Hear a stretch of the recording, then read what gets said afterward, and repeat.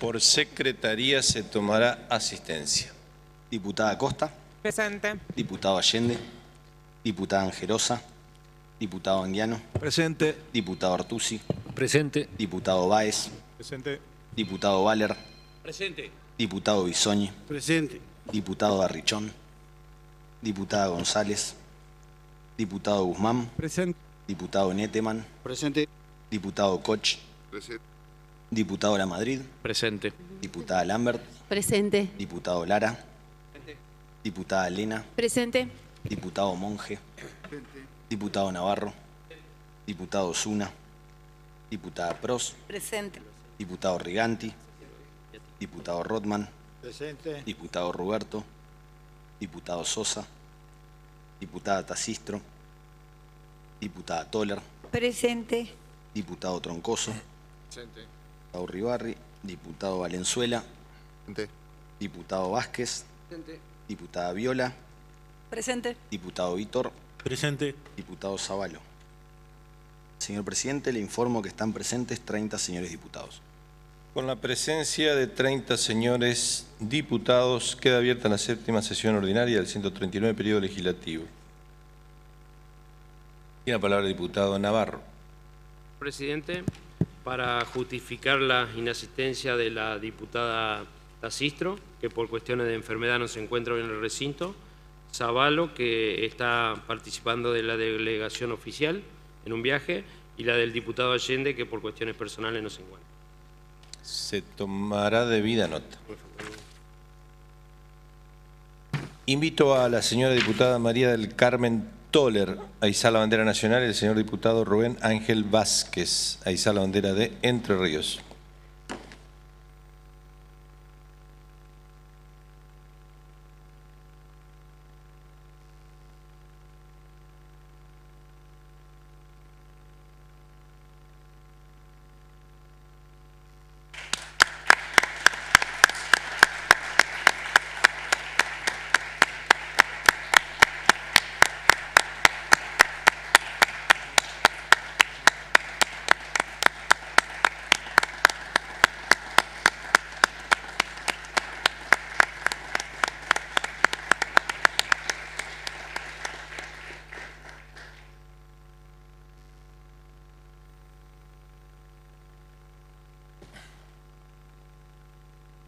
Por secretaría tiene la palabra el diputado Navarro. Sí, señor presidente, para hacer una moción de omitir la lectura, si están de acuerdo con el acta de los señores diputados, y se dé por aprobado. Si hay sentimiento, aprobado.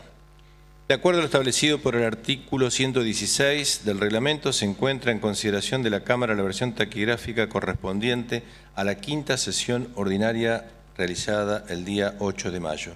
Si los señores diputados no formulan observaciones, se va a votar su aprobación. Aprobado. Por prosecretaría hacer lectura de los asuntos centrados, tiene la palabra el diputado Navarro. Sí, señor presidente, para hacer una moción de omitir la lectura de las comunicaciones oficiales, voy a pedir que del dictamen de comisión el expediente número 22.153 sea reservado en secretaría, para pedir que los proyectos del Ejecutivo y los proyectos venir en revisión sean enviados a las comisiones correspondientes de acuerdo al extractín, y de los proyectos de los señores diputados voy a solicitar, de acuerdo a lo que hemos acordado en labor parlamentaria, pedir que se reserven los números de expediente 22.871, 22.872, 22.874 y 22.875. Y los proyectos de ley y el proyecto de ley identificado con el número 22.877 sean reservados en secretaría, y que los pedidos de informe número 22.869 y 22.863, que cuentan con la firma reglamentaria, sean comunicados. Los demás proyectos sean enviados a las comisiones correspondientes. Si hay sentimiento, se procederá. Aprobado. Corresponde el ingreso de los proyectos y dictámenes de comisión no incluidos en la nómina de asuntos entrados. Tiene la palabra el diputado Navarro. Sí, señor presidente, para pedir el ingreso de los expedientes número 22.879. Este es un proyecto de declaración que lo tuvimos después de labor parlamentaria para aclararles a los otros presidentes de bloque que es declarar de interés la presencia y conferencia del doctor Alberto Trimboli, presidente de la Federación Mundial de Salud Mental en la ciudad de Paraná. Eso voy a pedir su ingreso y su reserva en secretaría. El expediente número 22.880, voy a pedir su ingreso y su reserva en secretaría. El expediente 22.817, su ingreso y al orden del día de la próxima sesión. El expediente número 22.734, su ingreso y al orden del día de la próxima sesión. El expediente número 22.844, su ingreso y reserva en secretaría. El expediente número 22.836, su ingreso y reserva en secretaría. Y el expediente número 22.649, su ingreso y su reserva en secretaría. Si hay sentimiento, se les dará ingreso y se procederá según indicado. Aprobado. Corresponde el turno de los homenajes. Tiene la palabra la diputada Lena. Gracias, señor presidente. Hoy se recuerda, a partir de una resolución de la Asamblea General de Naciones Unidas de fecha 15 de diciembre de 1972, el Día Internacional del Medio Ambiente. Bajo el lema este año de 7 millones de sueños, un solo planeta, consume con moderación. Este lema lo que trata es de concientizar y sensibilizar a la población sobre la importancia del cuidado del mundo donde vivimos. Convencida de que se necesitan pequeñas acciones, reflexionar sobre nuestras acciones y proponer soluciones para actuar en pequeña escala y en gran escala es lo que va a hacer posible que podamos sobrevivir en esta tierra y que pueda durar muchos millones de años. De nosotros también depende, a veces, con pequeñas leyes y aprobando pequeñas leyes, poder ayudar a mejorar el medio ambiente. Y de esta manera poder garantizar la vida mejor, no solamente de los entrerrianos, sino de la humanidad en general. Muchas gracias. La palabra la diputada Pros. Sí, señor presidente. En el día de ayer se realizó una marcha por Ni Una Menos. Es la tercera marcha consecutiva que se viene haciendo en defensa de la vida de las mujeres.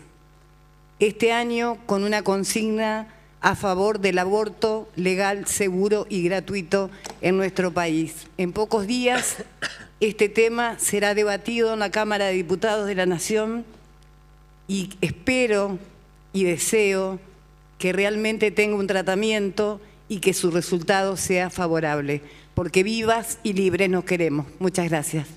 Tiene la palabra el diputado Rothman. Gracias, presidente. El día 30, o sea, hace 4 o 5 días atrás, se conmemoró el Día Nacional de Donación de Órganos, que es el 30 de mayo. Este homenaje trata de poner justicia y a resaltar y desmistificar esta práctica médica que trata nada más ni nada menos de pacientes que recibieron vida a través de órganos que en la mayoría de los casos fueron cedidos por otros pacientes que no pudieron conservarlo. ¿Qué es donar un órgano? Se trata del reemplazo de un órgano o tejido enfermo sin posibilidad de recuperación por otro sano. El trasplante es un procedimiento médico indicado cuando toda otra alternativa para recuperar su salud se ha agotado.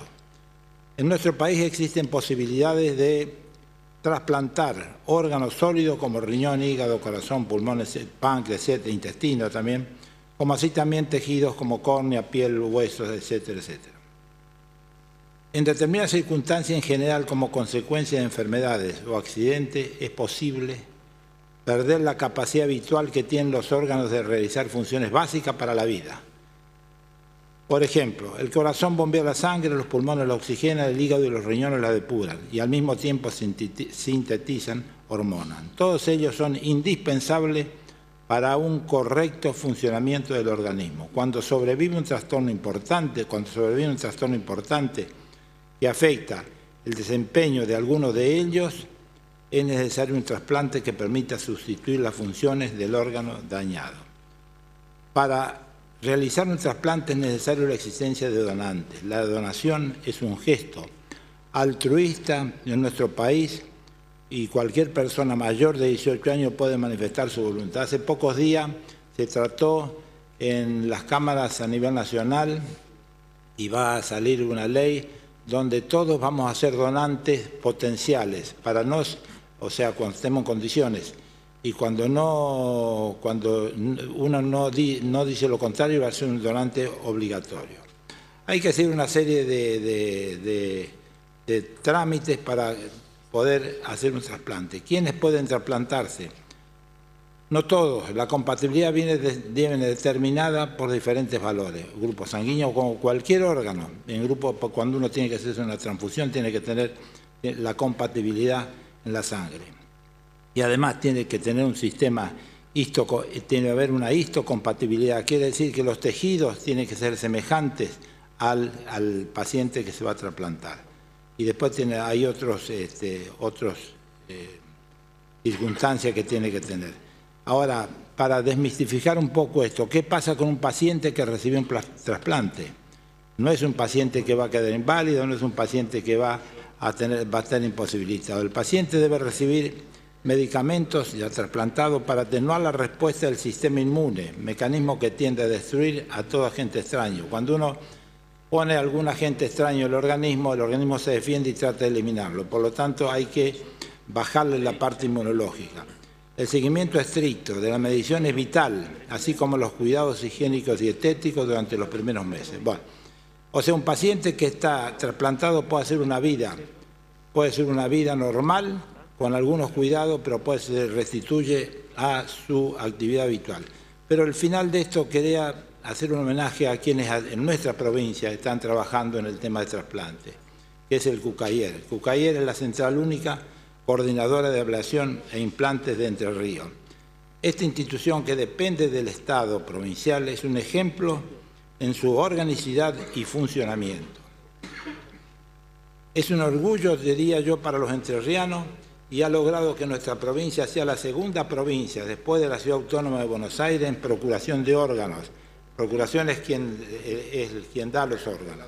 Estando además en condiciones de comenzar Entre Ríos con un programa de trasplante con los mismos resultados que podemos hacer en Buenos Aires. Actualmente la provincia de Entre Ríos, a través del CUCAIER, tiene una lista de espera para ser trasplantados de 240 pacientes.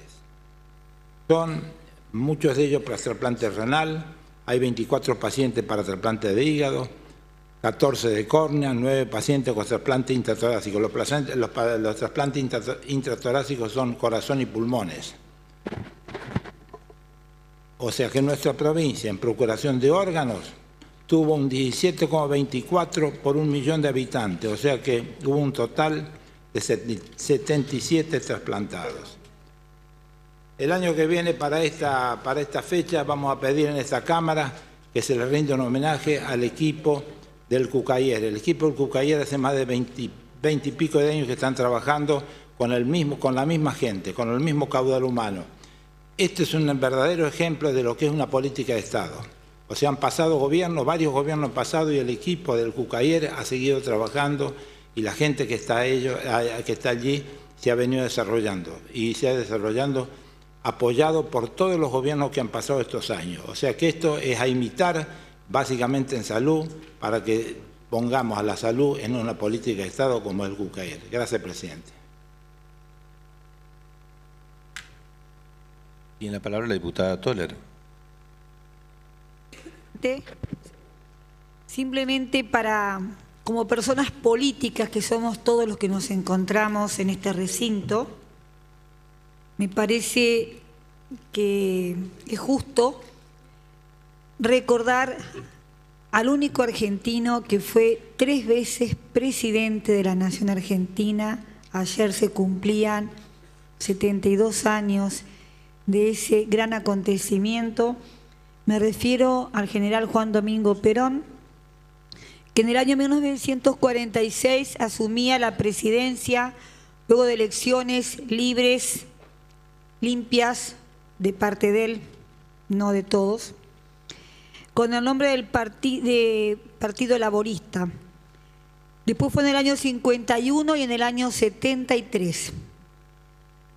Simplemente voy a hacer mención a las 3 banderas o pilares que han sostenido permanentemente el pensamiento, la filosofía, la ideología del movimiento justicialista. Una patria libre, justa y soberana. Hago votos para que los que tenemos la responsabilidad de conducir los destinos de la patria en este momento de la historia argentina, pensemos si nuestras acciones realmente están fortaleciendo esos ideales, y si no lo estamos haciendo, la patria nos lo demandará. Tenemos un mandato del pueblo para poder realizarlo. Entonces, señor presidente, nosotros nos toca acá en la provincia, la patria chica, que nuestras leyes, la acción legislativa que nosotros debamos desempeñar, tengan la mirada de la justicia social, de la soberanía de la provincia y de la libertad. Muchas gracias. Si ningún otro diputado va a hacer uso de la palabra, tiene la palabra el diputado Koch, perdón. Sí, señor presidente, muy breve. El 2 de junio se realizó en distintos lugares de nuestro país un homenaje a nuestros bomberos, aquellos que todos los días dejan la vida por nosotros y sin temor a equivocarme son aquellos que se despojan de todo lo que tienen para llegar cuanto antes cuando así lo necesitamos. Con gran alegría, quienes disfrutábamos ese día 2 de junio, nos enterábamos que un grupo de bomberos rescatistas, ante un accidente que se había suscitado en las sierras de Catamarca, ascendían esa noche de frío con más de 10 grados a rescatar a una comitiva oficial que había quedado varada por congelamiento de una de sus hélices. Y la verdad que asistí a 2 actos donde se hizo referencia a estos bomberos y en ellos quiero reflejar ese bombero que muchas veces nos ha pedido a nosotros en la Cámara de que nos hagamos eco de sus reclamos, de que nos hagamos eco de sus necesidades, que todavía están insatisfechas en distintas partes de su reglamento interno y totalmente desprotegidos de esa obra social que vienen pidiendo, de esa jubilación que vienen pidiendo, de esos aportes y de que los tengamos en cuenta como realmente lo son, un nexo importantísimo en nuestra sociedad.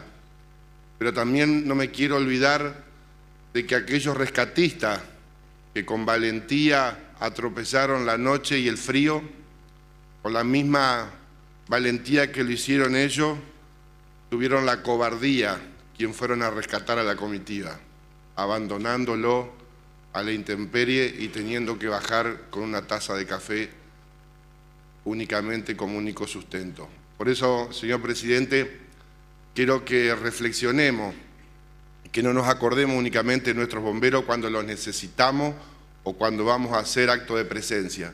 Acordémonos de nuestros bomberos en todo momento y seguramente cuando entre algún tratamiento en la comisión legislativa, que le demos realmente la importancia que tienen, porque seguramente en algún momento de nuestras vidas vamos a estar agradecidos a estos bomberos. Muchas gracias, señor presidente. Tiene la palabra el diputado Acosta. Perdón. ¿Me escucha? Ahí está. Muchas gracias, presidente.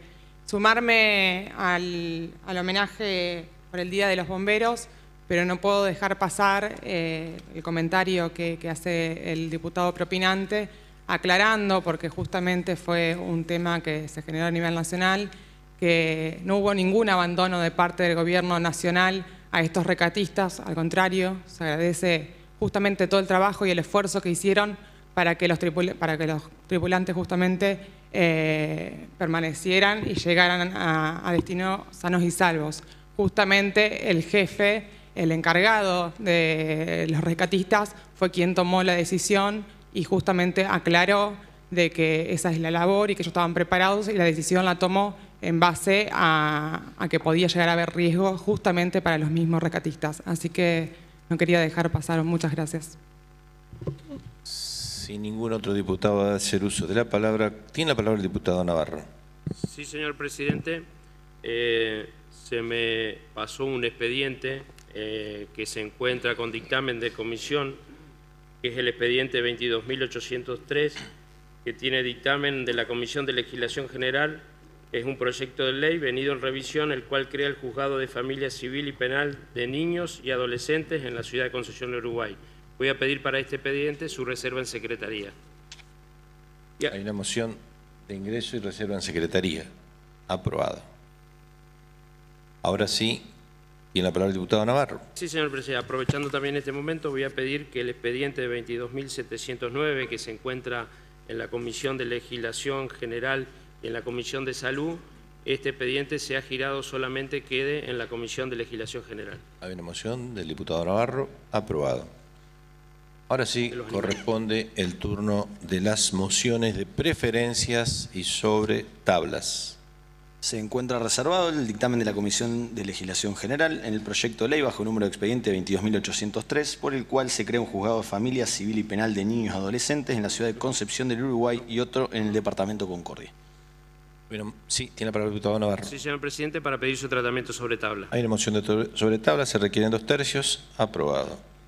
Se encuentra reservado el dictamen de la Comisión de Legislación General en el proyecto de ley devuelto en revisión bajo número de expediente 22.153, por el cual se modifica el artículo 4 de la ley número 5.639 del Colegio de Bioquímicos de la provincia de Entre Ríos. Tiene la palabra la diputada Elena. Sí, señor presidente, solicito su tratamiento sobre tablas. Se va a votar la moción, requiere simple mayoría. Dijo sobre tabla, 2/3, perdón. Aprobado. Se encuentra reservado el proyecto de ley bajo número de expediente 22.877, por el cual se declara de interés provincial la producción y comercialización porcina. Tiene la palabra el diputado Navarro. Sí, señor presidente, para pedir su tratamiento preferencial en la próxima sesión con o sin dictamen. Se va a votar la moción, se requiere simple mayoría. Aprobado. Se encuentra reservado el dictamen de la Comisión de Hacienda, Presupuesto y Cuentas en el proyecto de ley venido en revisión bajo número de expediente 22.844, por el cual se modifica la ley número 10.204 de promoción y desarrollo industrial, el Código Fiscal Texto Ordenado 2014, la ley impositiva número 9.622 y modificatorias, la ley de evaluaciones número 8.672 y la ley número 8.318 de conservación de suelos. Tiene la palabra el diputado Navarro. Señor presidente, para pedir su tratamiento sobre tabla. Se va a votar la moción, se requieren 2/3. Aprobado. Se encuentra reservado el dictamen de la Comisión de Tierra, Obras Públicas, Recursos Naturales y Ambiente y de Hacienda, Presupuesto y Cuentas en el proyecto de ley bajo número de expediente 22.836, por el cual se declaran de utilidad pública y sujetos de expropiación varios inmuebles afectados por obras a ejecutar en los departamentos Gualeguay, Feliciano Federal y Gualeguaychú. Tiene la palabra la diputada Elena. Solicito su tratamiento sobre tablas. Se va a votar la moción, se requieren 2/3. Aprobado. Se encuentra reservado el proyecto de ley bajo número de expediente 22.649, por el cual se declara de utilidad pública y sujeto a expropiación un inmueble ubicado en la ciudad de Concordia, con destino a centro cultural y de exposiciones y de capacitación y reuniones, incluido un museo de la ciudad. Tiene la palabra el diputado Navarro. Señor presidente, para pedir su tratamiento sobre tabla. Se requieren 2/3. Aprobado. Se encuentran reservados los proyectos de declaración identificados bajo número de expedientes 22.871, 22.872, 22.874, 22.875, 22.879 y 22.880. Tiene la palabra el diputado Navarro. Sí, señor presidente, para solicitar, tal cual hemos acordado en la reunión de labor parlamentaria, se vote en conjunto su tratamiento sobre tabla y oportunamente se lo considere de la misma manera. Se va a votar la moción, se requieren 2/3. Aprobado. Corresponde considerar los proyectos para los que se aprobó su tratamiento sobre tablas. Corresponde considerar el dictamen de la Comisión de Legislación General en el proyecto de ley bajo número de expediente 22.803, por el cual se crea un juzgado de familia civil y penal de niños y adolescentes en la ciudad de Concepción del Uruguay y otro en el departamento Concordia. Tiene la palabra el diputado Lara. Gracias, señor presidente. Este proyecto de ley que de darle la media sanción hoy lo vamos a convertir efectivamente en ley de la provincia, porque viene en revisión del Senado, es uno de los tantos proyectos de ley que esta legislatura se encuentra tratando acerca de la creación de nuevos juzgados para la provincia de Entre Ríos. ¿Y por qué digo esta cuestión que parece tan obvia? Lo digo porque quiero dejar en claro, señor presidente, que en la Comisión de Legislación General, que me toca presidir y que con los colegas diputados nos reunimos de hecho hoy, hay varios pedidos formulados por los diputados a través de sendos proyectos de ley de creación de diferentes juzgados en diferentes puntos de la provincia de Entre Ríos. Incluso hay algunos que han venido en revisión con media sanción del Senado, como este proyecto que ahora estamos tratando. Hay algunos que tienen origen desde el Poder Judicial. Como sabemos, a partir de la reforma del 2008, el Poder Judicial de la provincia también puede ser autor de iniciativas legislativas, como es este caso precisamente, presidente, el de este proyecto que viene del Superior Tribunal de Justicia, y hay algunos que han sido presentados por diputados acá de esta Cámara Baja. Y hay algunos que, tenemos que ser sinceros, tienen mucha demora en su tratamiento, y hay algunos colegas diputados que me han planteado la necesidad de darle el tratamiento a estos proyectos. Lo que ha resuelto la Comisión de Legislación General, señor presidente, y aprovecho la oportunidad del uso de la palabra en esta sesión para dejarlo en claro, es que vamos a hacer un tratamiento organizado de todos y cada uno de ellos, pero a partir de el análisis de todos estos proyectos, repito, que han sido presentados por legisladores de ambas cámaras, por el Poder Judicial y por el Poder Ejecutivo, que también ha enviado iniciativas de creaciones de juzgados, una vez que haya un estudio por parte de un representante del Poder Ejecutivo, un representante del Poder Judicial y también representantes del Poder Legislativo. Para eso, señor presidente, hace unos días mantuvimos una reunión de trabajo con el presidente del Superior Tribunal, asistimos a la misma quienes somos presidentes de la Comisión de Asuntos Constitucionales y Legislación General de ambas cámaras, el senador Larrarte por parte del Senado y quien habla por parte de esta Cámara, el secretario de Justicia del Gobierno de Entre Ríos, el doctor Biagini, y el presidente del Superior Tribunal, con la idea de acercarle una carpeta con todos estos proyectos de ley, para que los representantes de los tres poderes del Estado, con la colaboración de los equipos técnicos, hagan un mapa judicial y hagan una prioridad racional de realmente en qué punto de la provincia, en qué materia, con qué competencia, qué jurisdicción van a tener, se pueden crear estos juzgados. Es decir, todos respondemos a necesidades políticas, los legisladores que nos plantean la necesidad de juzgado, pero también tenemos que ver los recursos de la provincia y tenemos que ver las reales necesidades del Poder Judicial, que es el que brinda el servicio de justicia, para los cuales van a estar creados todos estos juzgados. Del resultado de esa reunión que hacía referencia, señor presidente, fue el pedido de este primer proyecto de ley que hoy le vamos a dar sanción legislativa, si me acompañan los señores legisladores. Nos explicaba el presidente del Superior Tribunal que este proyecto responde a una real necesidad, sobre todo en la costa del Uruguay, porque como vemos están contemplados los departamentos de Uruguay, de Concordia y de Gualeguaychú. Por acuerdo del Superior Tribunal de Justicia, el 18 de septiembre del año pasado, entendieron que era prioritario y necesario la creación de estos 3 juzgados, uno en cada departamento. Pero lo que hizo el Poder Judicial al diseñar este proyecto no fue una creación de cada uno de los juzgados con todos los cargos, desde magistrado, secretario, como asimismo toda la planta de cada uno de los juzgados, sino que hizo un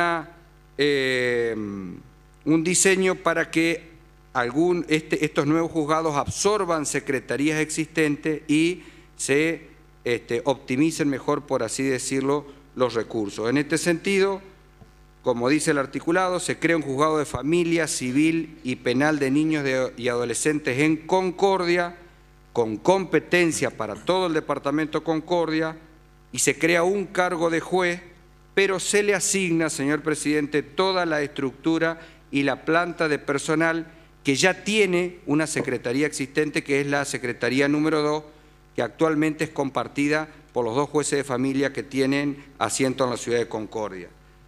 Se hace lo propio con la creación del Juzgado de Familia, Civil y Penal de Niños y Adolescentes en Concepción del Uruguay, donde se crea un cargo de juez y se asigna toda la estructura y planta de personal que actualmente tiene la Secretaría número 2, que existe en la ciudad de Concepción del Uruguay.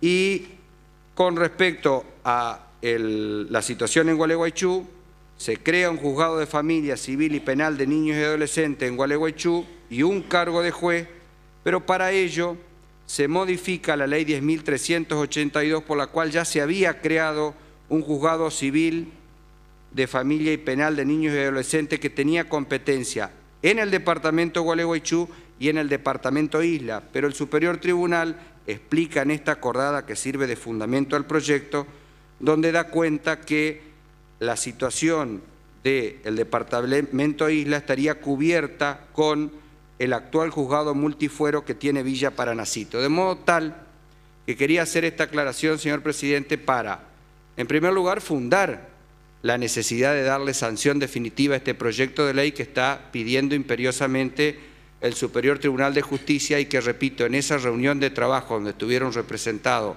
los 3 poderes del Estado, vieron como prioritario la creación de estos 3 juzgados. Pero también, repito, la idea es hacer un trabajo racional, marcando prioridades para ver el orden de la creación y la importancia de los juzgados. Yo sé que todos los legisladores tienen intereses, responden a planteos que tienen que ver con su realidad de la administración de justicia en cada uno de sus departamentos.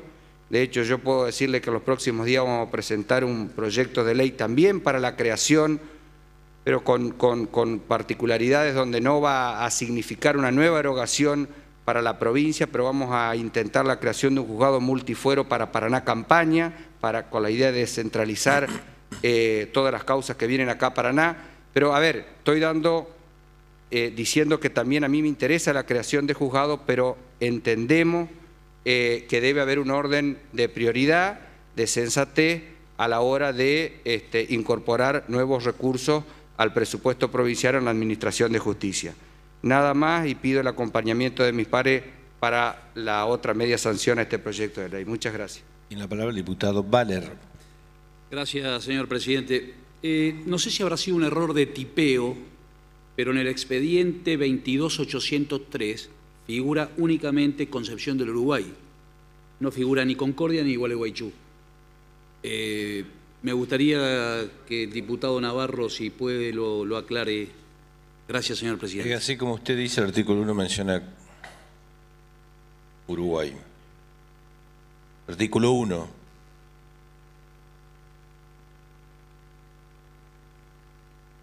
Tiene la palabra el diputado Navarro. En el extractín figura el creado del juzgado de Concepción del Uruguay, pero el expediente, que es el que ya viene con dictamen de comisión, es la creación de los 3 juzgados. Si ningún otro diputado va a hacer uso de la palabra, se va a votar primero en general. Los que estén por la afirmativa, aprobado.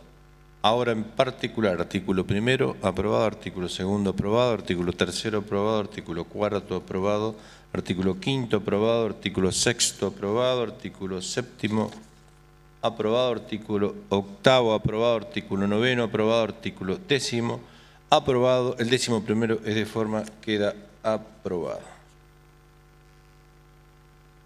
Corresponde considerar el dictamen de la Comisión de Legislación General en el proyecto de ley devuelto en revisión bajo número de expediente 22.153, por el cual se modifica el artículo 4 de la ley número 5.639, Colegio de Bioquímicos de la provincia de Entre Ríos.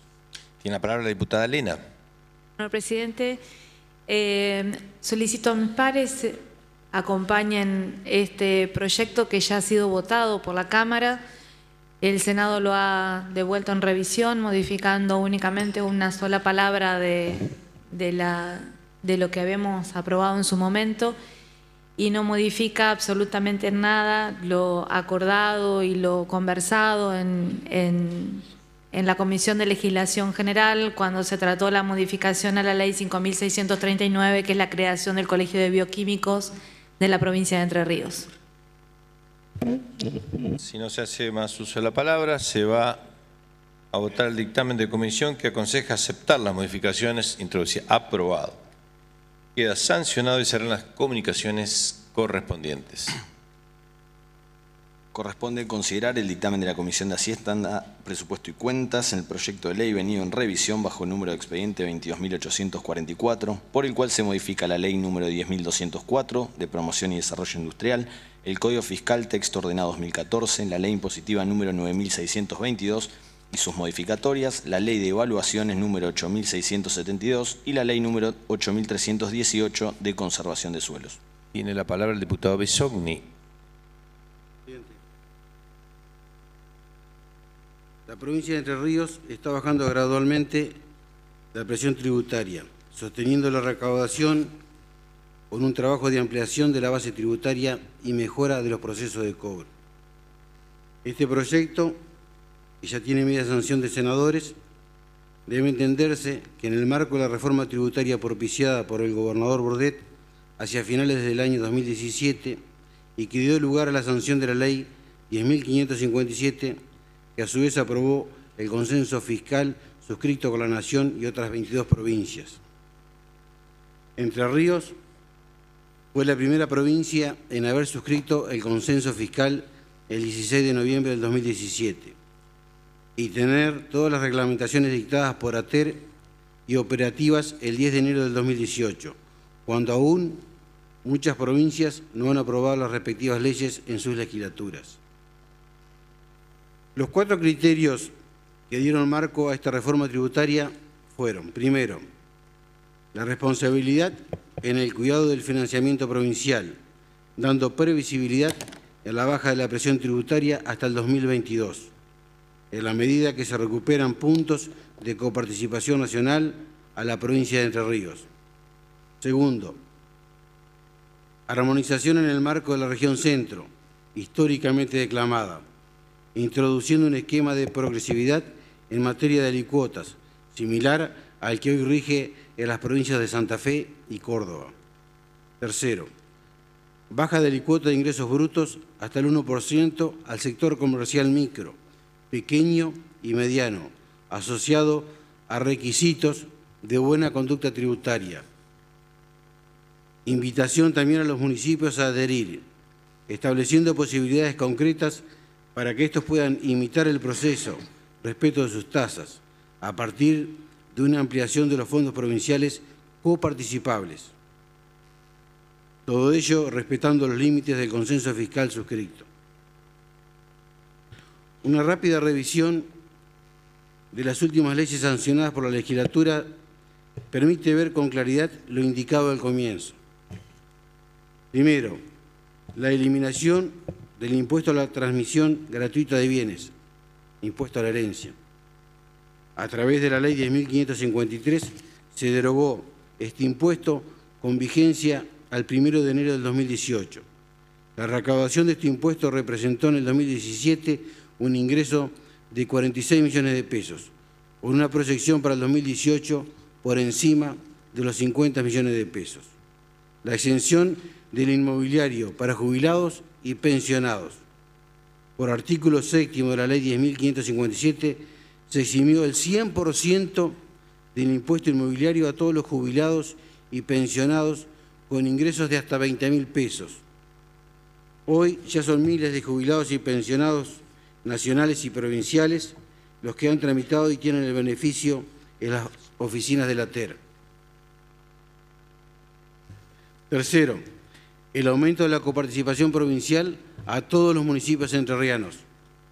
Por artículo 24 de la Ley 10.557, a partir del 1 de enero de 2018, se amplió la masa coparticipable de impuestos provinciales a los municipios de Entre Ríos.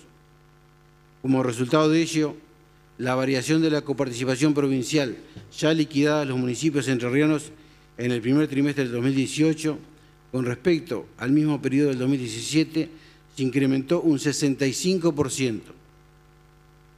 Cuarto, la exención en el impuesto sobre los ingresos brutos a los créditos hipotecarios. El 29 de noviembre del 2017, esta legislatura sancionó la Ley 10.536, por el cual se incorpora la exención a los ingresos provenientes de las operaciones de crédito hipotecario para la adquisición, construcción, ampliación y o refacción de inmuebles con destino a vivienda familiar única y de ocupación permanente. Antes, estas operaciones estaban alcanzadas al 6%. Quinto, la eliminación de las alícuotas extraterritoriales, impuesto a los sellos. Un dato relevante es que 7.219 contribuyentes de extraña jurisdicción o de otras provincias tributaban al 5% de nuestra provincia, por lo que vendían en Entre Ríos. Y ahora, en el 2018, a partir de la Ley 10.557, lo hacen al 2%, al 1,5% o al 1%, con motivo de la eliminación de las denominadas alícuotas extraterritoriales para todas las compras que se le hagan desde la provincia de Entre Ríos. Asimismo, todas las ventas que industrias entrerrianas hacen en otras provincias dejaron de pagar importantes alícuotas y pasaron a pagar en otras provincias no más del 2%, por lo cual su carga tributaria global se vio reducida significativamente en varios puntos porcentuales. De esta forma, con la eliminación de esas alícuotas extraterritoriales, se ha producido una gran transferencia de recursos impositivos de las provincias a favor del sector privado, implicando una importante reducción impositiva. En el caso de Entre Ríos, se pasó del 5% al 2%, por lo cual esto debería impactar en todas las compras que se hacen desde nuestra provincia a las grandes empresas del país y verse reflejado también en la baja de costos y precios importantes. Sobre la base de información, en base a datos aportados por los mismos contribuyentes a la TER, se puede indicar: los productores agropecuarios entrerrianos, del total de contribuyentes locales de la provincia que desarrollan la actividad primaria, el 97,8% ya está exento de ingresos brutos en el 2018 y siguientes. Solo deben tributar el impuesto un 2%, son 286 casos, al 1,5% que se reduce a la mitad en el 2019 y se eximen en el 2020 y siguientes. Los industriales entrerrianos: existían 3.502 contribuyentes locales con actividad industrial, de los cuales el 95,51% resultó exento, con 3.343 casos. Por ser categoría micro o pequeño, solo 159 empresas locales con actividad industrial resultan alcanzadas por este impuesto. Los comerciantes entrerrianos: de 19.744 contribuyentes locales que tienen actividad comercial, el 98,7% se encuentra en la categoría micro y pequeño, 19.488 casos, y de ellos el 74,33%, o sea, 14.485 casos, se encuentran en condiciones de tributar con la menor alícuota, 3,5%, por cumplimentar los requisitos de buena conducta tributaria que establece esta ley. El sector de los servicios y categoría micro. Un dato para destacar es que de 32.713 contribuyentes categorizados en el rubro servicios, la categoría micro, unos 24.196 contribuyentes. En el año 2017 facturaron menos de 896.043 pesos, tope de la última escala del régimen simplificado para servicios según el decreto 396 del 2018.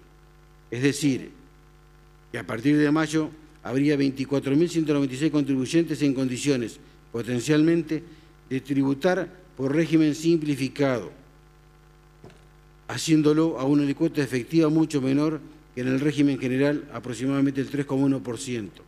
Es decir, que un 28% de los contribuyentes, el total de la provincia, encuadrados, podría reducir su alícuota a la mitad, ingresando a este régimen simplificado. La ampliación del régimen simplificado, para que se entienda, por decreto 396 de 2018, se ampliaron con vigencia del 1/5 del 2018 los rangos de ingresos para poder incorporarse al régimen simplificado de ingresos brutos, por lo cual se introduce la posibilidad que miles de contribuyentes chicos que sean prestadores de servicios se incorporen a este régimen, reduciendo casi a la mitad su alícuota efectiva del 6% al 3% aproximadamente, según la categoría que le corresponda. Exención en el impuesto de ingresos brutos aplicable a locación de inmuebles. Se amplió de 8.000 a 15.000 pesos el monto tope de ingresos exentos para locación de inmuebles urbanos. La locación de inmuebles con destino a vivienda. El locador debe ser una persona física y la suma de los importes mensuales de los alquileres no deben superar los 15.000 pesos. A partir de abril del 2018, 4.033 nuevos contribuyentes están en condiciones de beneficiarse por la exención por los ingresos a la locación de inmuebles. Similar criterio tuvo con la locación de inmuebles rurales, pasando el monte de evaluación del inmueble arrendado exento del tributo de 300.000 a 450.000 pesos. Octavo, la reducción gradual hasta la eliminación de la 4035, Ley 4035 de aporte patronal. En el 2018 se inició un sendero gradual hacia la eliminación de la Ley 4035 previsto para el 2019. La Ley 10.557 en el artículo 21 establece una reducción a la alícuota de los aportes patronales correspondientes a la Ley 4035 en función a la categoría de cada contribuyente, resultante del encuadre. Así se observa que a partir de enero del 2018, 794 empresas se beneficiaron con la reducción de la alícuota. Desde una perspectiva global, la recaudación marzo y abril del 2018, contra los mismos meses del año anterior, da cuenta de una variación relativa del 0,15 al 1,36% respectivamente, es decir, una variación nominal casi nula, lo cual implica una baja real de dicha recaudación. Si esta recaudación mensual hubiese tenido un comportamiento similar a la de la recaudación general en abril del 2018, por ejemplo, hubiese implicado un incremento absoluto de unos 20 millones mensuales aproximadamente, que se traducen directamente en una baja de la presión tributaria a las empresas empleadoras. También quiero agradecer, señor presidente, a los señores legisladores que colaboraron y trabajamos hoy en la Comisión de Hacienda y Presupuesto, y por todo lo expuesto pido la aprobación en el acompañamiento de los señores legisladores para beneficiar al conjunto de los entrerrianos. Muchas gracias. Tiene la palabra la diputada Viola. Gracias, señor presidente. Bueno, primero adelanto el voto de nuestro bloque va a ser positivo en esta reforma de la ley, de las 5 leyes que se proponen en este presente proyecto. Vamos a hacer algunas aclaraciones igualmente. Me da pie el diputado Bisogni, que recordó algunos conceptos del pacto fiscal. El pacto fiscal que se firmara entre Nación y provincia previó como premisa fundamental la baja en la presión impositiva en general y entre otros aspectos cuál era el camino a seguir. Esta baja en la presión impositiva siguiendo de una baja en el déficit de cada una de las provincias y eso tiene que ver con el análisis de los gastos y de los recursos de cada una de las mismas. En el espíritu precisamente de esta disminución en la presión impositiva en todos los niveles de la administración pública.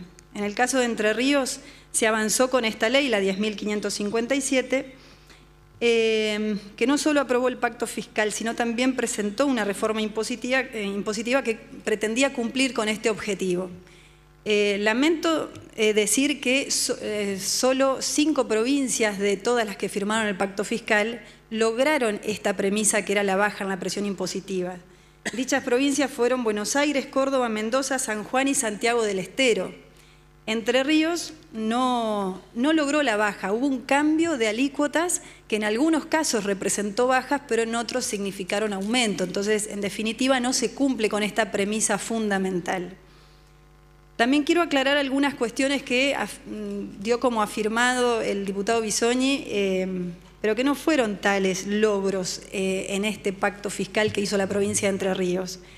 Ejemplo, la derogación del impuesto a la transferencia gratuita de bienes. Ya era un tema que estaba saldado judicialmente, ya se preveía la inconstitucionalidad de este gravamen, pero con algo más grave aún, el impuesto fue creado con un fin y ese fin no era cumplido, por lo tanto traía una consecuencia muy grave de validez de esta norma. Otra de las normas, la Ley 4035, también esto fue materia de discusión en comisión, en la última comisión donde se trató este tema. La Ley 4035, cuando fue creada, tuvo un fin y se cumplía el 100% del fondo creado para asistencia social, y en los últimos ejecutados del año 2016, 2017 y lo que va del 2018, solamente un 25% de ese fondo era ocupado para el fin específico. El resto, una vez que terminaba el año administrativo, pasaba a rentas generales los montos recaudados por esta ley. Por lo tanto, era obvio que había que o reducir el monto de las cargas patronales o eliminar la ley. Bueno, se optó por esta eliminación progresiva. Por otro lado, se habla de un aumento en la coparticipación de los municipios de los impuestos provinciales. Llamemos a las cosas por su nombre. Esto no es un aumento en la coparticipación, lo que se dio con la aprobación de este pacto fiscal. Lo que se está haciendo es una devolución a los municipios de lo que legítimamente le corresponde por sus arcas municipales que se vieron afectadas. En aquella vieja ley de presupuesto, la 10.270, que por una razón inconstitucional se le privó a los municipios en el artículo 23 de la coparticipación de aquellos mayores ingresos por recaudación de impuestos provinciales. Por lo tanto, no es un aumento, no es un logro, sino que es una devolución a los municipios de lo que legítimamente ya le corresponde desde el año 2014 inclusive.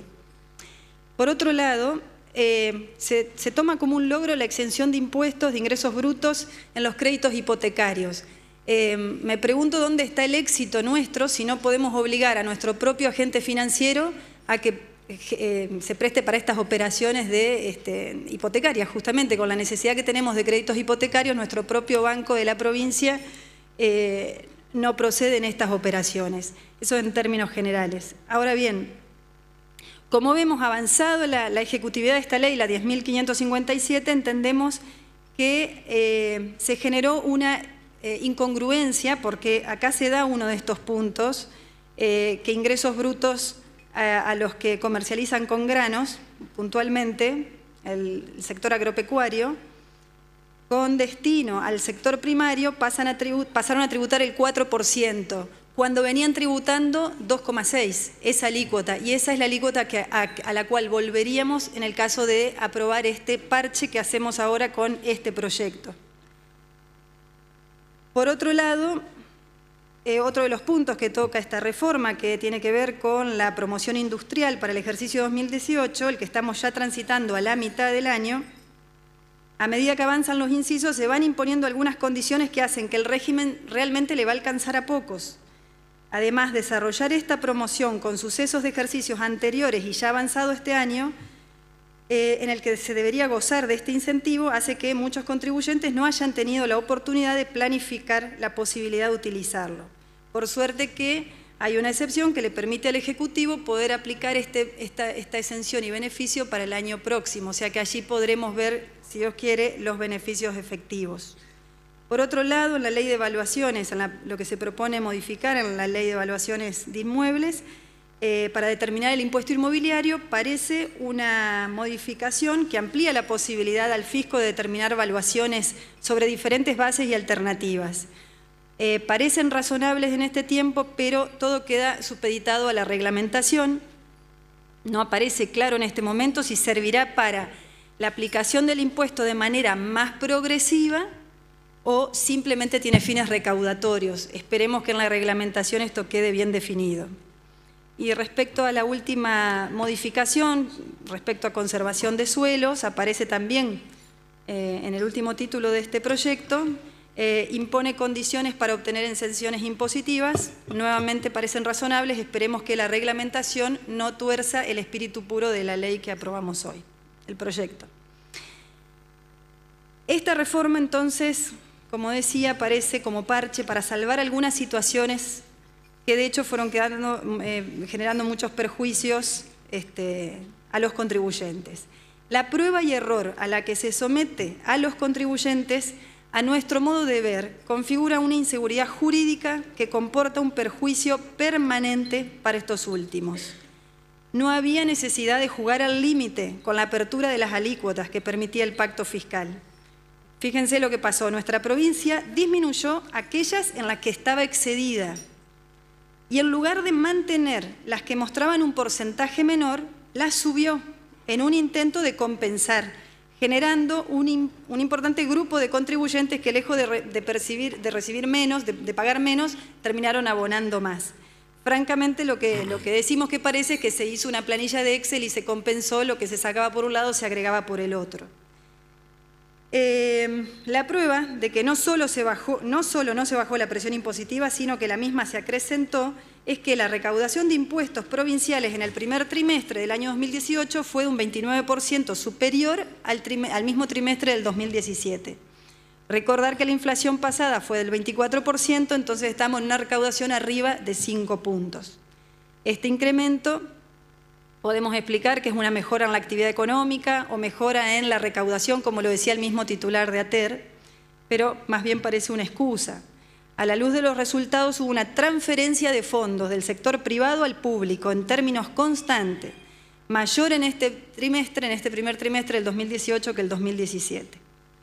Se supone a la vez que las modificaciones de los impuestos nacionales le han permitido a las provincias en general y la nuestra en particular no perder ingresos fiscales.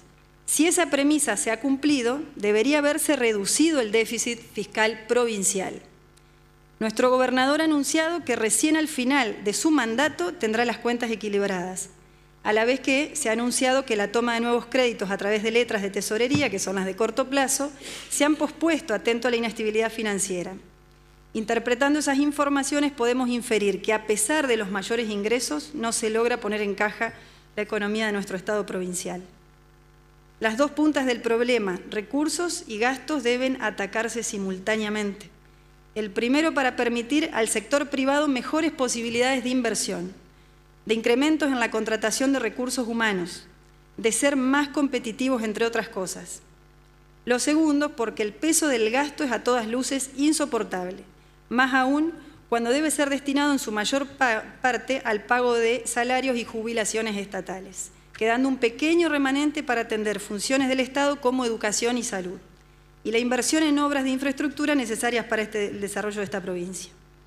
La provincia además, porque recién lo recordaba el diputado Bisoñi, que tenemos la suerte de estar incluida en esta región centro, lejos está de ponerse en las mismas o asimilarse en las condiciones que tienen las otras provincias con las cuales integramos la región.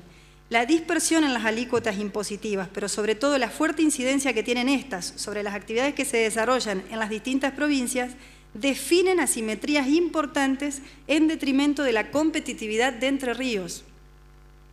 Debería el Gobierno y ATER armonizar para evitar que la cuestión impositiva sea la variable determinante para la localización de inversiones fuera de nuestra provincia. Más allá de que la ley la aprobaremos, queda un largo camino de trabajo en el que no solo nos comprometemos a acompañar, si el rumbo es el que nos permita en un tiempo recuperar la senda del crecimiento. Para ello, debemos evitar las soluciones demagógicas, que no son otra cosa que un engaño de corto plazo. Nada es gratis.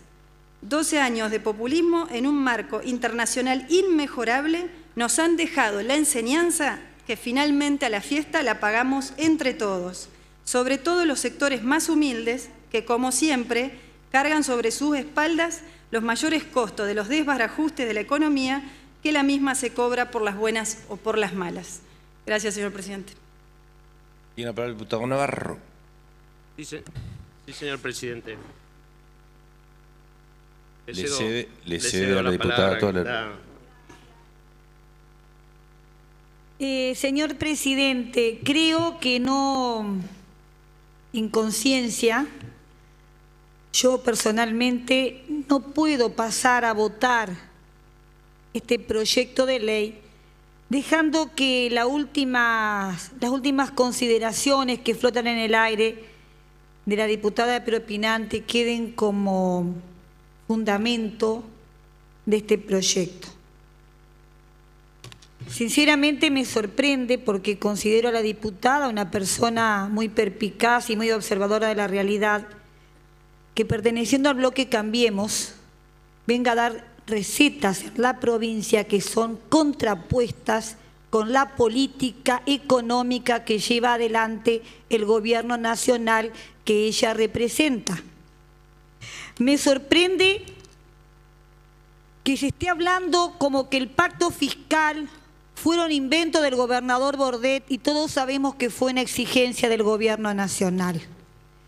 Nosotros los diputados del oficialismo, porque justamente sentimos el peso de la responsabilidad histórica de pertenecer al partido que pensó en la gente, que pensó en los pobres, que pensó en la justicia social, que pensó en la libertad y en la soberanía, tratamos de ayornar el pedido del Estado Nacional que buscaba bajar los impuestos a las grandes empresas que coincidentemente pertenecen a la filosofía política del grupo gobernante en la nación, sin perjudicar a la clase popular y a los más necesitados, que coincidentemente nos votaron a nosotros para que defendamos sus derechos. Usted me pregunta si estamos de acuerdo. ¿Cómo vamos a estar de acuerdo con todo lo que está pasando? Pero tenemos el gran peso de la responsabilidad institucional porque los peronistas siempre fuimos democráticos. Sostenemos la institucionalidad del gobierno de turno, sea nuestro o de otro. No conspiramos en contra de la gobernabilidad y esto es apoyar la gobernabilidad. Para eso estamos sentados en estas bancas. No para hacer demagogia como justamente se dijo recién. Sabemos que se le baja el impuesto a más del 90% de las empresas pymes y de los pequeños chacareros del campo, utilizados en la gestión anterior.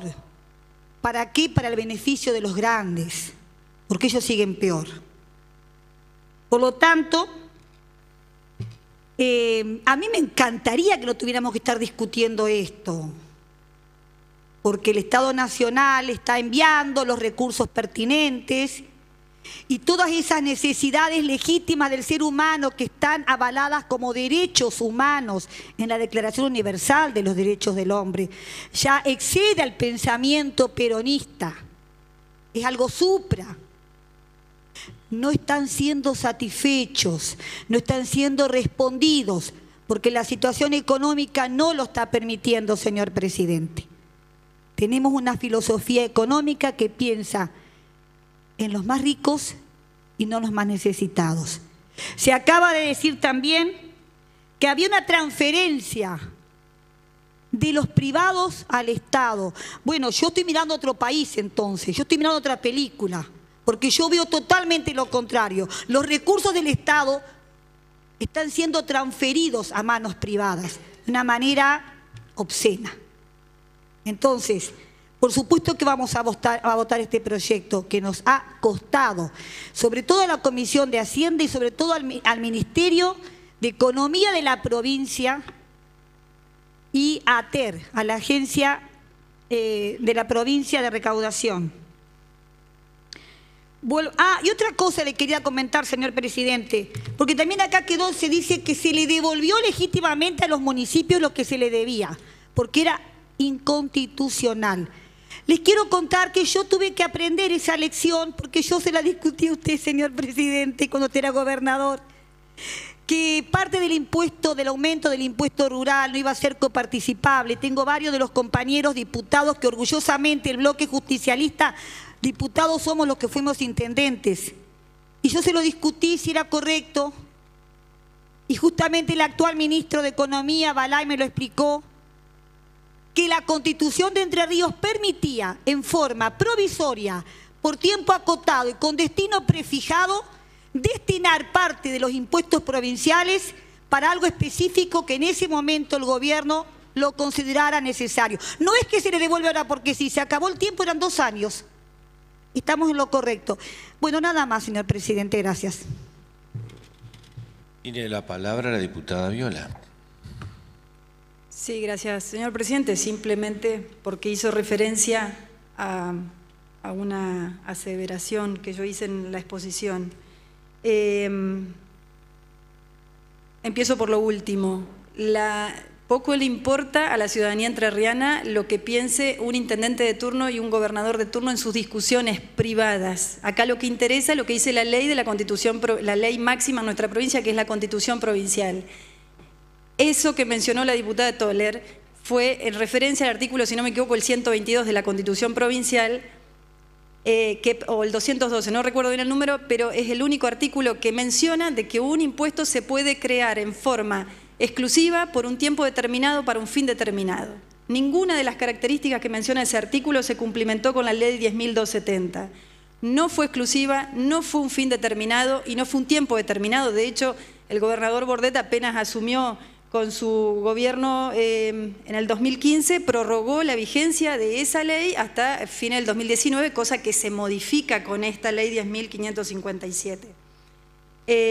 Y quiero refrescar un concepto. El pacto fiscal, estábamos obligados por pactos previos y cuyos vencimientos de plazo se dieron el año 2016 y por eso se previó la firma del Pacto Fiscal de la Nación con todas las provincias. Nadie lleva de las narices a nadie, todas las provincias son autónomas. Si cumplieron todos los gobernadores con la firma del Pacto Fiscal fue porque estaban obligados y cumpliendo con los deberes de funcionario público. Y en ese contexto se llegó a un buen acuerdo entre todas las provincias y el Gobierno Nacional, nada más. Tiene la palabra el diputado Navarro. Presidente, yo para no hacerlo muy largo, porque creo que fue muy claro el diputado que de alguna manera explayó y justificó este proyecto y luego la diputada de mi bloque que también defendió nuestra postura, pero realmente me voy a referir a una sola cosa. Poner en tela de juicio algo que es histórico y que todos sabemos, pero vemos que a cada momento nos ponen a discusión, algo que uno como peronista se siente orgulloso de todas las gestiones peronistas en la provincia de Entre Ríos, es que partimos de una vieja gestión donde realmente las deudas y el déficit fiscal que tenía nuestro presupuesto eran más del 150-180% del presupuesto de la provincia.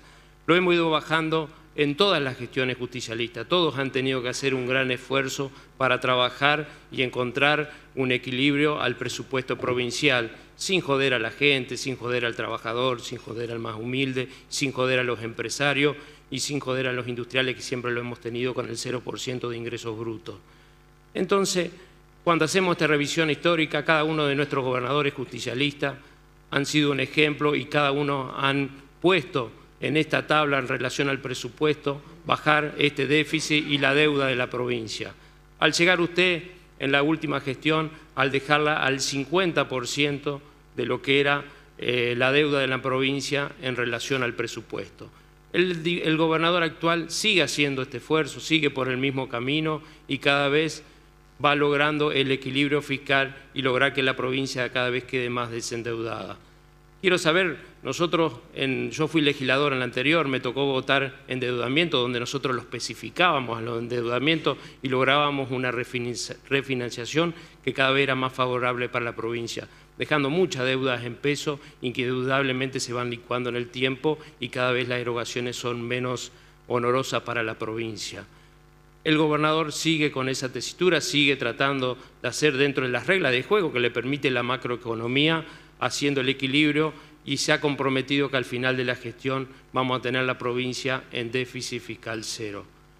Ahora, los del gobierno, o de alguna manera la diputada propinante que pertenece a un espacio político, que lo único que conocemos como plan económico y que cada una van haciendo de alguna manera parches permanentes, van engañando a la sociedad.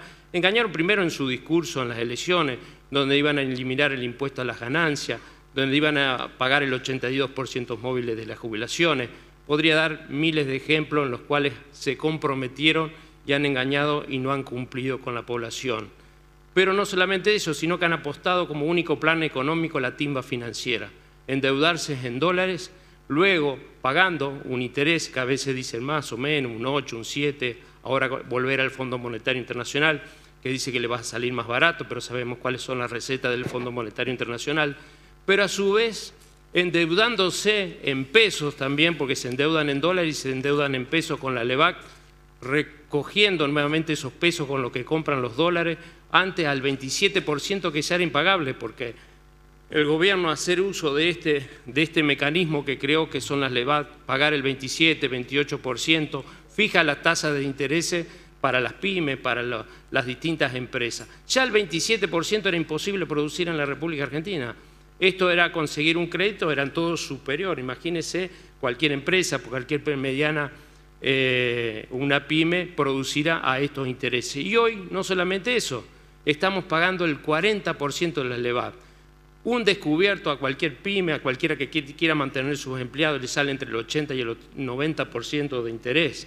Indudablemente que lo que están haciendo es que ninguna empresa o ninguna pyme sea sustentable en la provincia argentina. Tendría mil cosas para decirle, pero creo que no es la cuestión del debate. Así que cuando a veces se pone en tela de juicios algunas políticas, creo que habría que mirarse el ombligo propio para luego poder hablar. Nada más, señor presidente. Tiene la palabra la diputada Viola.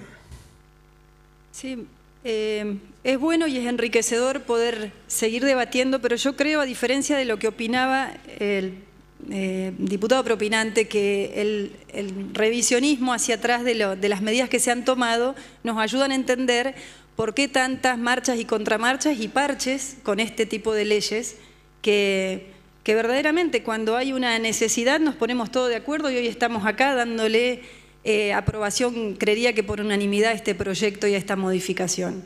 Lo que pasa es que el revisionismo se hace necesario. Se hace necesario, ¿por qué? Porque queremos una provincia viable, una provincia que vuelva a encaminarse sobre los carriles normales de crecimiento.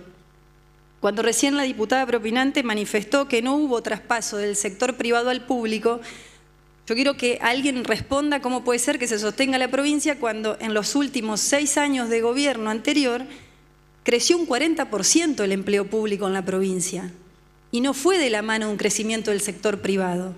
Entonces hoy hay que sostener un Estado mucho más grande, mucho más gigante. ¿Y ese crecimiento por qué se dio? Porque no fuimos capaces de encontrar, de viabilizar nuestra provincia con puestos de trabajo genuinos. Y esas son las cosas que hay que encaminar ahora, y por eso estamos haciendo estas leyes. Por eso estamos intentando encontrar un camino sin emisión monetaria, porque todo lo que decía recién el diputado propinante está diciendo que obviamente que se eligió el camino del endeudamiento, pero no se eligió el camino de la emisión.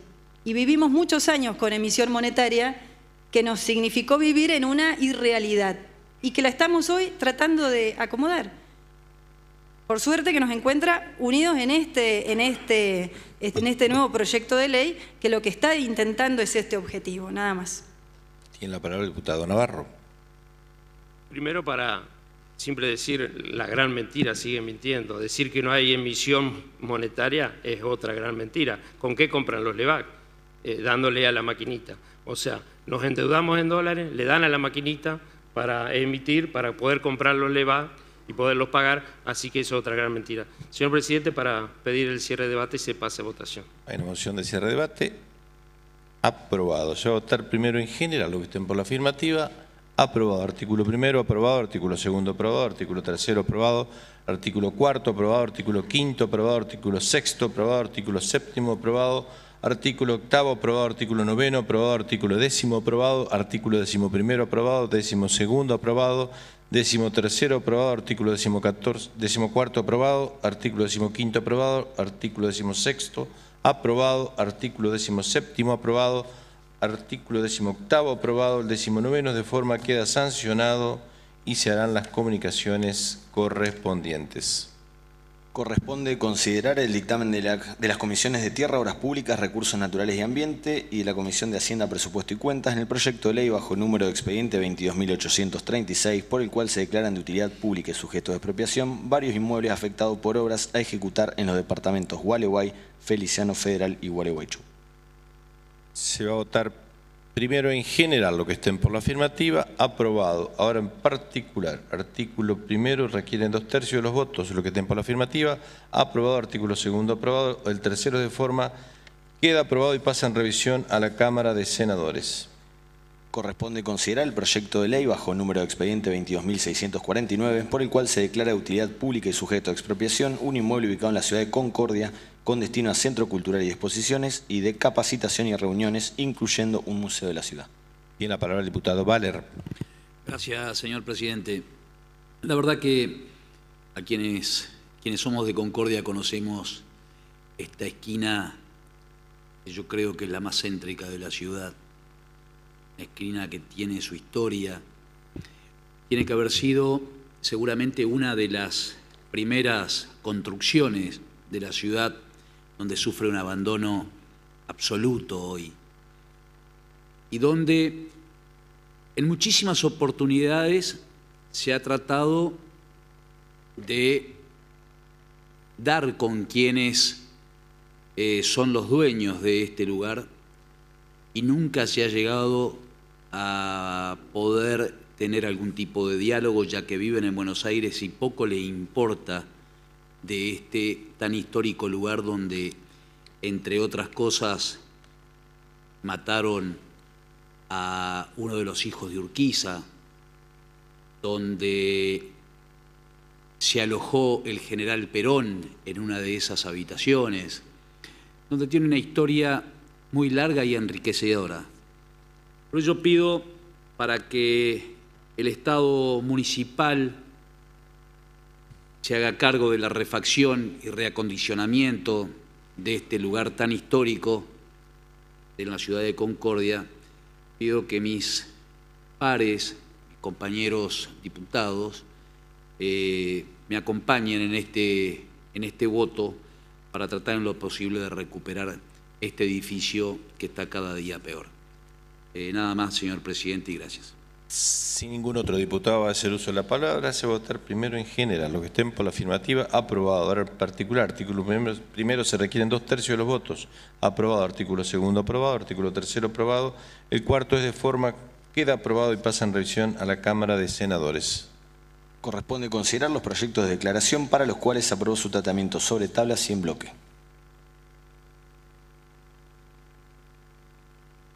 Si ningún diputado va a hacer uso de la palabra, están en consideración. Los que estén por la afirmativa, háganlo saber. Aprobado, quedan sancionados y serán las comunicaciones correspondientes.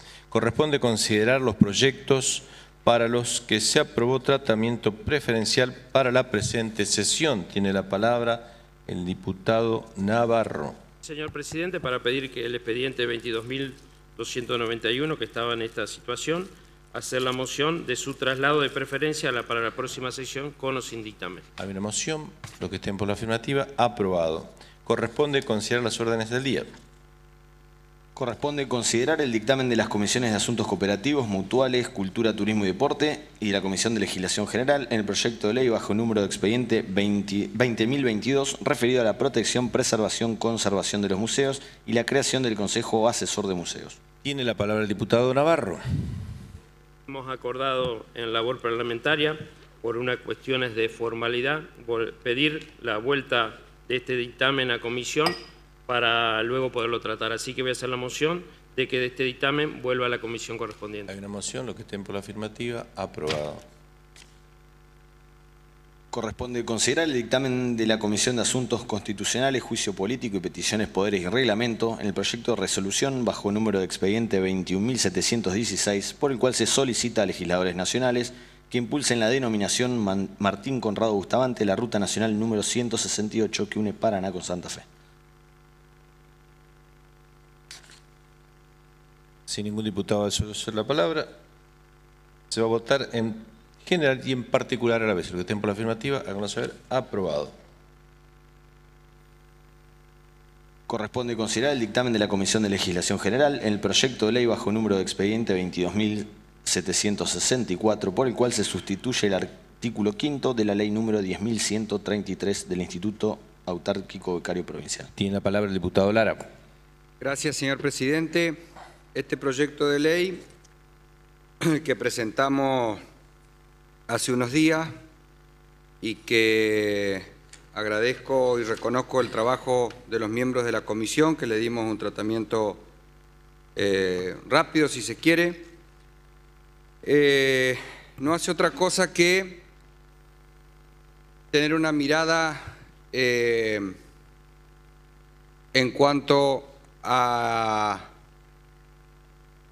poner en valor y destacar el trabajo y la función de nuestro Instituto Becario de la provincia de Entre Ríos. Instituto Becario que, como usted sabe, señor presidente, tiene características propias e incluso su diseño no tiene ninguna otro instituto de esta naturaleza en todo el concierto de las provincias argentinas.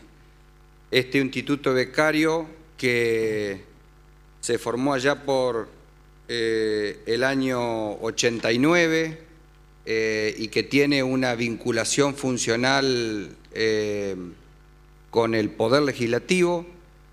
De hecho, su directorio está compuesto por representantes del Poder Legislativo y que respondió a la necesidad de que haya una política provincial que contemple la posibilidad de un acompañamiento a todo el universo de jóvenes estudiantes de la provincia con una ayuda mensual o una beca, financiado en épocas de su constitución, en la primera ley de creación de la INAUBEPRO, por una fuente de recursos de afectación específica que no era otra que el impuesto al ejercicio de las profesiones liberales.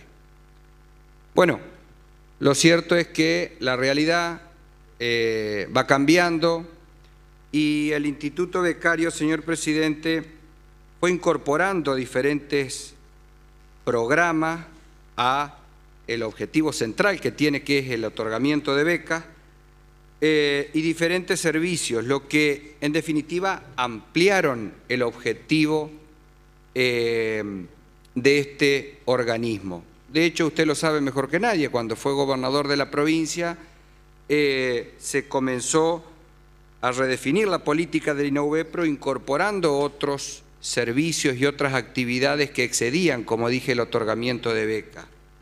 De modo tal que este incremento de funciones del Instituto Becario ha hecho, claro está, que los recursos que necesite para funcionar como organismo deban también ser incrementados.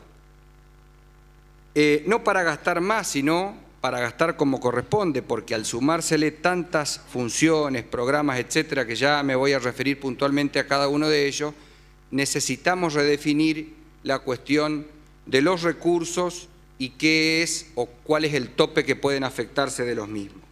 En concreto, la ley 10.133, señor presidente, tiene dos artículos que establecen la mecánica del financiamiento y la disponibilidad de esos recursos para la afectación al funcionamiento del instituto.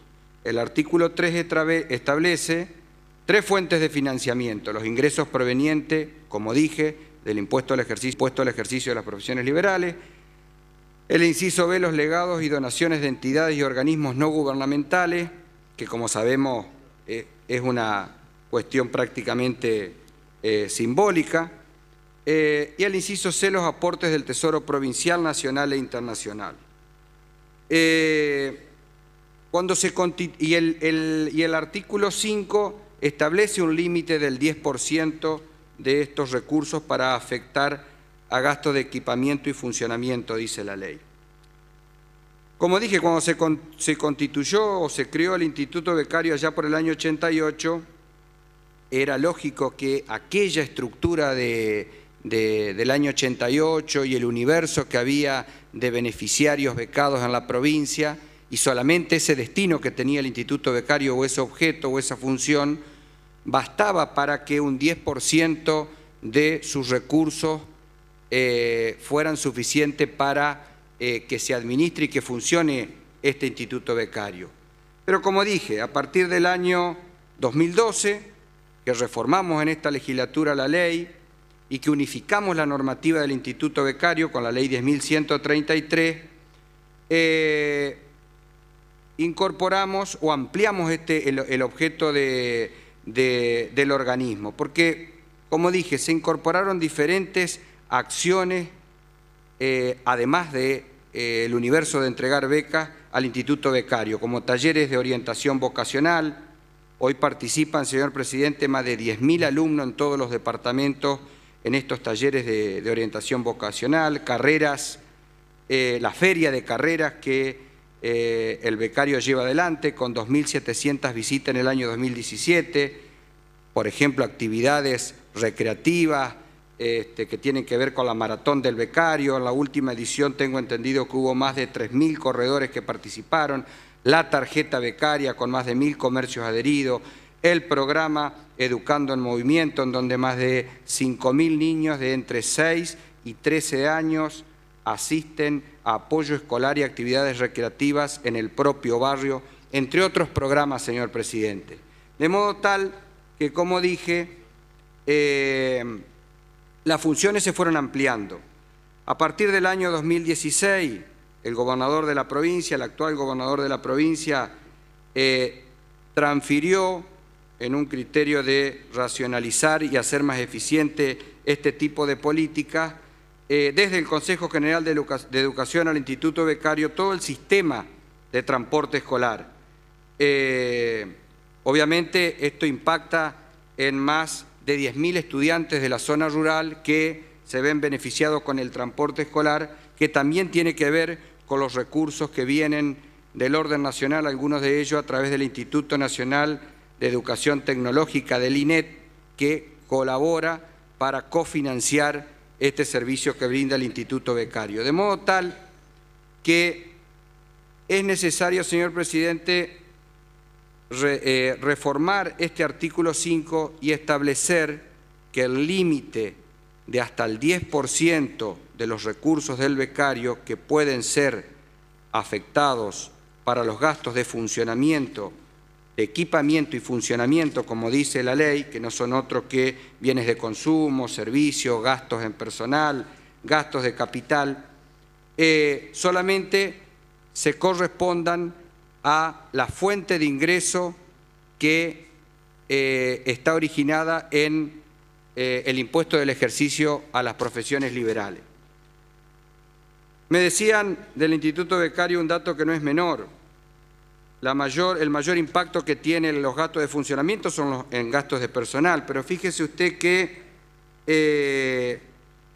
en comparación con otras entidades autárquicas del Estado provincial, el becario no alcanza los porcentajes que tienen, por ejemplo, el Consejo General de Educación, que un 80% lo destina a gastos a personal de su presupuesto, la UADER un 95%, la Dirección Provincial de Vialidad un 25%, es decir, que todos estos porcentajes lo tomamos de algún modo o lo traemos a referencia porque no tiene un costo significativo la estructura del becario, que no se maneja con una planta de personal muy importante, sino que viene manteniendo no un crecimiento sostenido, sino que viene controlando su estructura de empleados.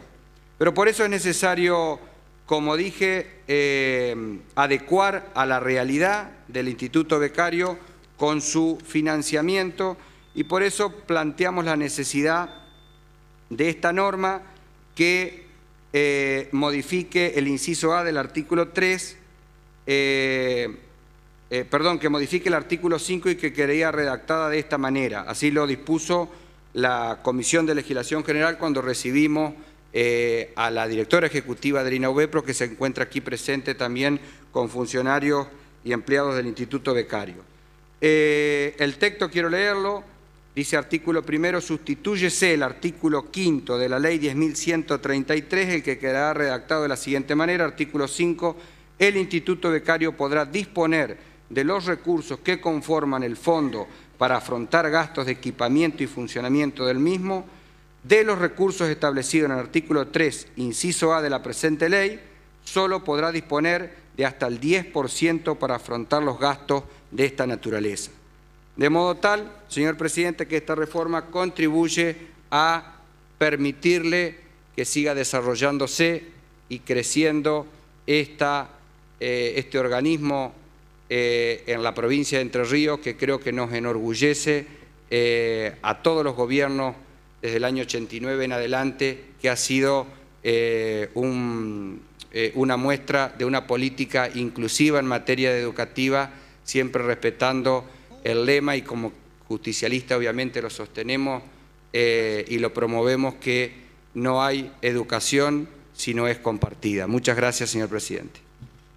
Se va a votar el proyecto de ley que, por contar de un solo artículo, se va a votar en general, en particular a vez. Los que estén por la afirmativa van a saber aprobado, queda aprobado y pasa en revisión a la Cámara de Senadores. De Legislación General y Asuntos Cooperativos, Mutuales, Cultura, Turismo y Deporte, en el proyecto de ley bajo número de expediente 22.359, por el cual se crea el Colegio de Profesionales en Turismo. Si no se hace más uso... Perdón, diputado Rondman, tiene la palabra. Gracias, presidente. Muy breve. Creo que esto es una deuda que tenía el Estado con quienes se dedican al turismo como profesión, teniendo en cuenta que nuestra provincia ha entrado en el movimiento grande del turismo como otras provincias lo hacen. Básicamente el turismo termal, el turismo en las colonias, el turismo realmente conociendo nuestra provincia, que es realmente paisajísticamente una de las más lindas del país.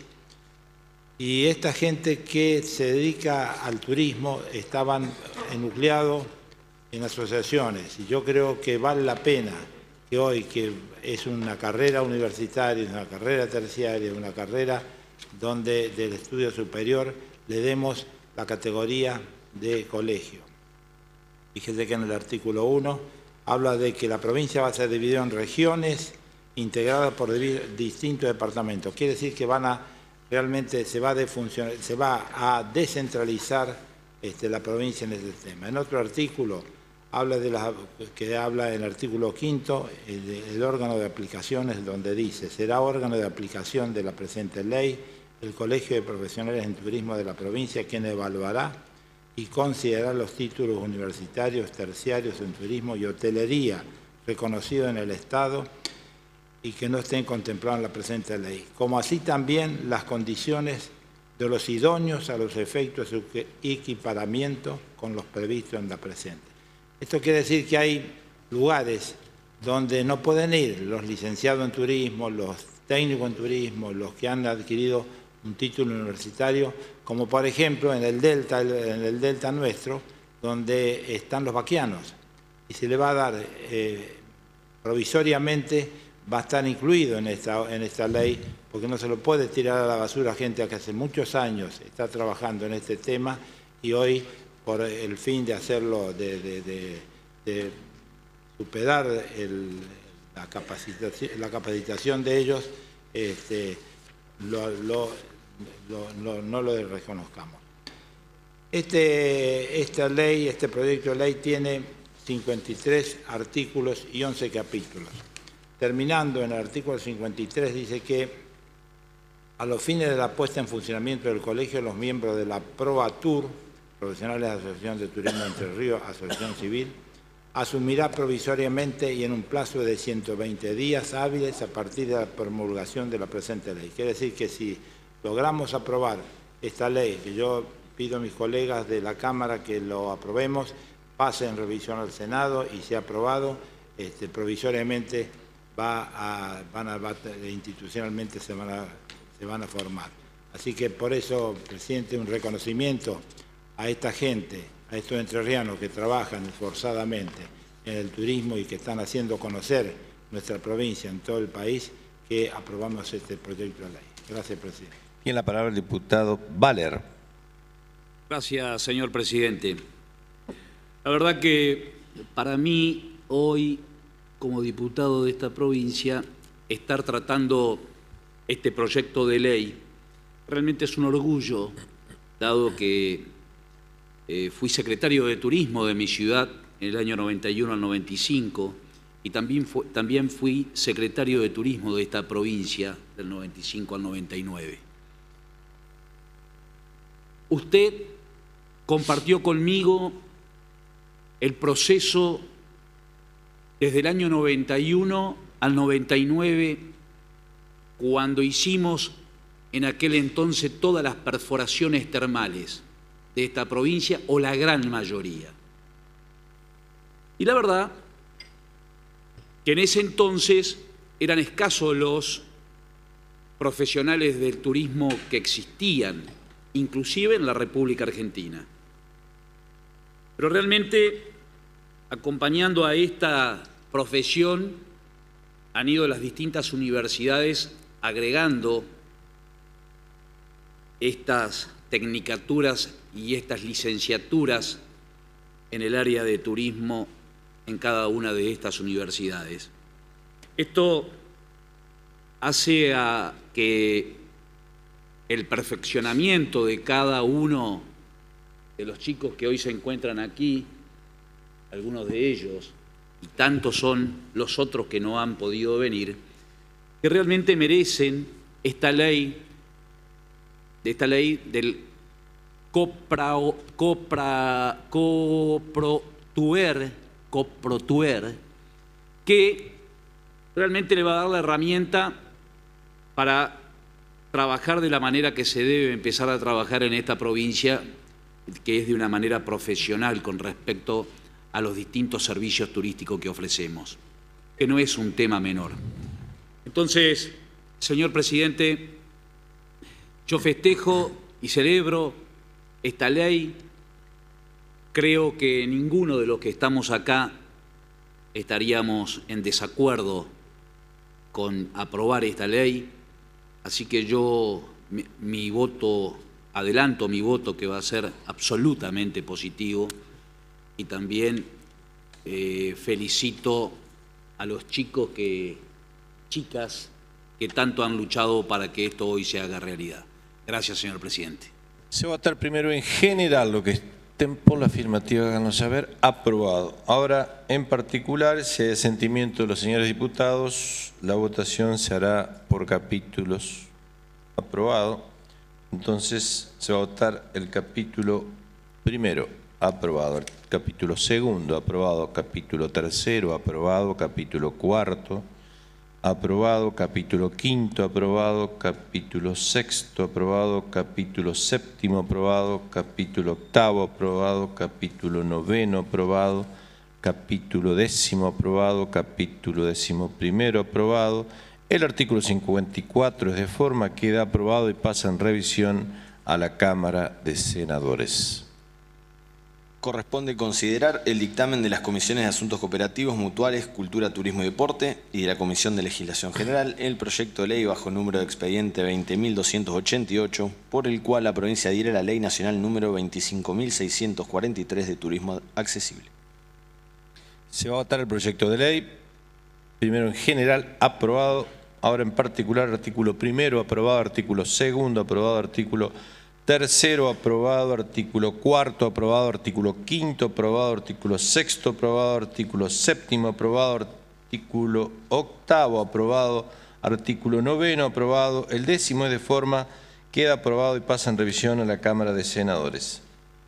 Corresponde considerar el dictamen de la Comisión de Asuntos Cooperativos, Mutuales, Cultura, Turismo y Deporte en el proyecto de ley bajo número de expediente 22.643, por el cual se declara Patrimonio Histórico, Arquitectónico y Cultural de la provincia el edificio del Club Social de Nogoyá. Se va a votar primero en general.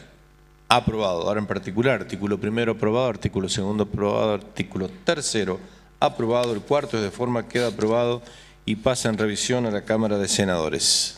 Corresponde considerar el dictamen de la Comisión de Asuntos Cooperativos, Mutuales, Cultura, Turismo y Deporte en el proyecto de ley bajo número de expediente 22.406, por el cual se declara Monumento Histórico Provincial al Cementerio Viejo de la Ciudad de Concordia. Se va a votar primero en general. Aprobado. En particular, artículo 1 aprobado, artículo 2 aprobado, artículo 3 aprobado, artículo 4 aprobado. El 5º es de forma, queda aprobado y pasa en revisión a la Cámara de Senadores. Corresponde considerar el dictamen de la Comisión de Asuntos Cooperativos, Mutuales, Cultura, Turismo y Deporte, el proyecto de ley bajo número de expediente 22.690, por el cual se establece el día 11 de septiembre de cada año como el Día de los Artistas Locales en la provincia de Entre Ríos. Tiene la palabra la diputada Lambert. Presidente. El presente proyecto tiene como objetivo que se instituya en nuestra provincia el Día de los Artistas Locales, hombres y mujeres que a través de su trabajo artístico expresan el sentir popular. Son quienes acompañan los eventos de la comunidad, colaboran con las instituciones, las cruzadas solidarias. La actividad de los trabajadores de la cultura debe promoverse y fomentarse. Mucho han trascendido la región, dando a conocer nuestra identidad y reivindicando nuestras raíces. A través del canto, el baile, la música, la poesía, las artesanías, entre otras, son algunas de las expresiones vivas de nuestra cultura y quienes la llevan adelante en nuestra provincia merecen ser reconocidos.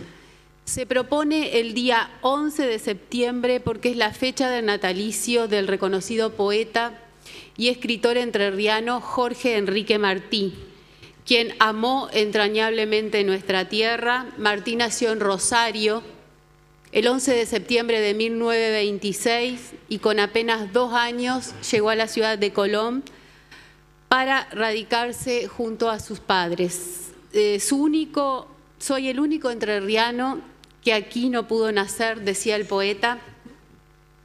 Se educó en Pueblo Lievi, en la ciudad de Colón, en el Colegio Histórico de Concepción del Uruguay y estudió Filosofía y Letras en la ciudad de Buenos Aires.